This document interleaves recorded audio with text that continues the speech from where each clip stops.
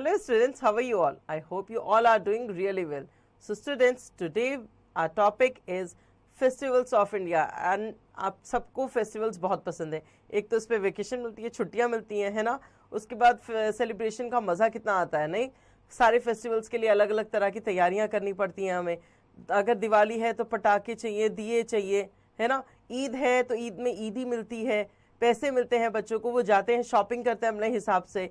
होली में कलर्स होते हैं, कितने कलरफुल कलर्स होते हैं ना, रेड, ऑरेंज, ग्रीन, येलो, आजकल तो मल्टी कलर्स हो चुके हैं. सो बच्चों को ये फेस्टिवल्स को मनाने में बहुत मजा आता है. तो आज हम इन्हीं फेस्टिवल्स की बात करेंगे और देखेंगे कि हमारे पास कौन कौन से फेस्टिवल है इस चैप्टर में जो हमें बताए गए हैं. तो चलिए शुरू करते हैं.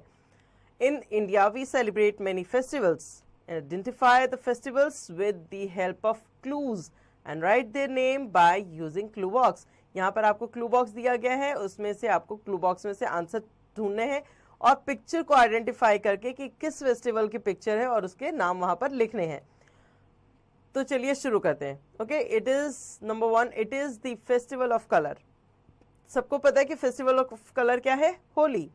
Number 2, it is celebrated after 30 days of Ramzan. Eid जो मनाई जाती है वो 30 डेज के रमज़ान के बाद मनाई जाती है. एक बहुत लंबा पीरियड जब लोग फास्टिंग करते हैं, है ना, और उसके बाद ईद वाले दिन वो अपने फास्ट को ओवर करते हैं और फिर बहुत मज़े से खाना खाते हैं, है ना. सो बहुत मज़ा आता है ऐसे फेस्टिवल्स में कि आप बहुत टाइम बाद जब आपको खाना खाने को मिले या फ्रीडम मिले कि अब आप फ्री हैं, कुछ भी खाइए, कुछ भी पीजिए. तो रमज़ान का एक पीरियड ऐसा होता है जिसमें 30 डेज का फास्ट रखते हैं एंड ये बहुत डिफिकल्ट होता है ना, क्योंकि हम तो एक दिन भी भूखा नहीं रह सकते और 30 डेज का फास्ट बहुत ज़्यादा हो जाता है. सो ईद जो है वो रमज़ान के 30 डे के फास्ट के बाद बनती है. Okay, so it's name is Eid. Number 3, it is festival of light. तो फेस्टिवल ऑफ लाइट में क्या होता है? दिए जलाते हैं हम लोग, है ना, कैंडल्स, अपने घर को डेकोरेट करते हैं, रंगोली बनाते हैं और बहुत सारे पटाखे छोड़ते हैं.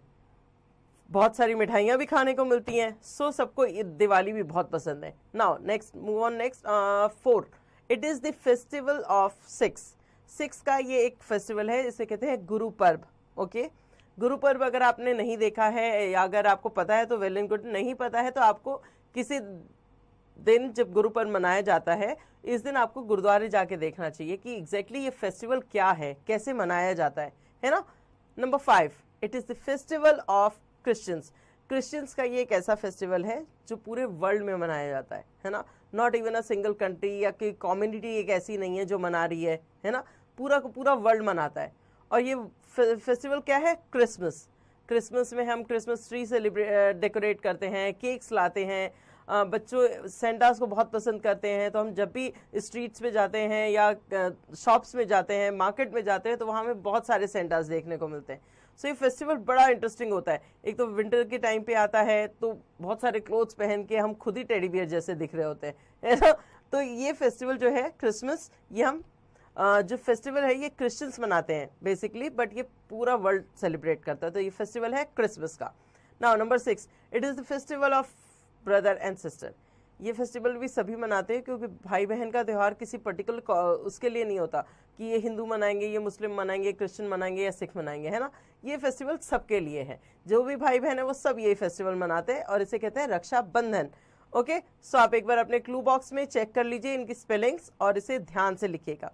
मैं आपको रिवाइज करा रही हूँ, एक बार रीचेक कर लीजिए अपने चैप्टर, अपनी स्पेलिंग्स को भी और अपने जो आपने नेम्स फिल किए हैं उनको भी. Number 1 is Holi, number 2 is Eid, number 3 is Diwali, number 4 is Guru Parv, number 5 is Christmas, number 6 is Rakshabandhan. Okay, facts file. India is known as country of festival.